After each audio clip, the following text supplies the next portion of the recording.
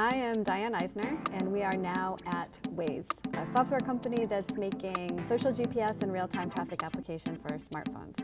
The goal is to save every single person using the device 10 minutes a day. What we're trying to do is to route you around traffic to make sure that you're saving that time and you can spend it with your family or on your hobbies or whatever else.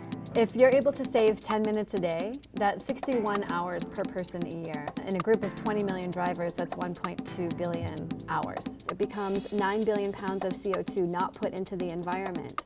We're looking at this idea of summer commutes. I'm just trying to figure out how to make it exciting for people, but at the same time make sure it's Waze-y. Like, what's the sexiest place near where you're most likely to be stuck in traffic?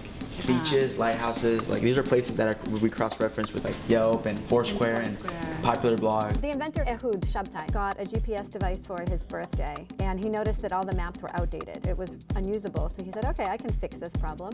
And he got a group of friends together and they hacked it and decided that they were able to fix the roads. They were making a better map. And the company gave them a cease and desist, said, no, you're not allowed to do this. He started Waze from that. He said, okay, I'll do it myself. We have patents for defensive measures, yeah.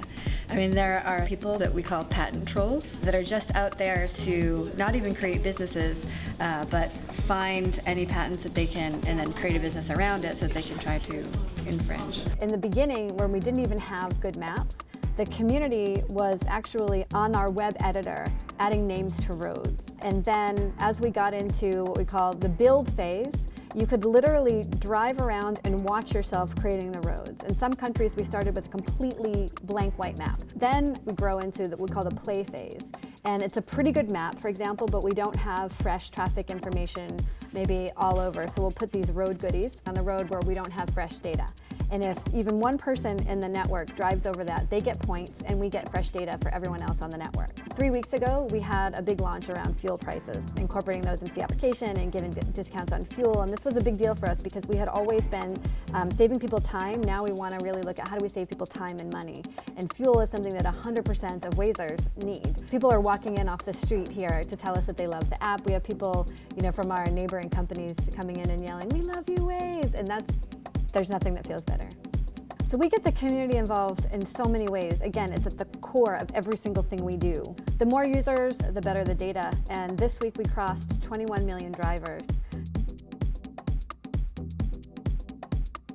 We're basically creating the map, the traffic, the routing engine, all of the community infrastructure, all of the ability to route you around congestion, the ability now to save you money on fuel. That was our most recent release, and all of that is being done by what is a relatively small group of people compared to some of the very large technology companies who might have thousands of people working on their maps. I firmly believe that as a product gets better, more people want to use it.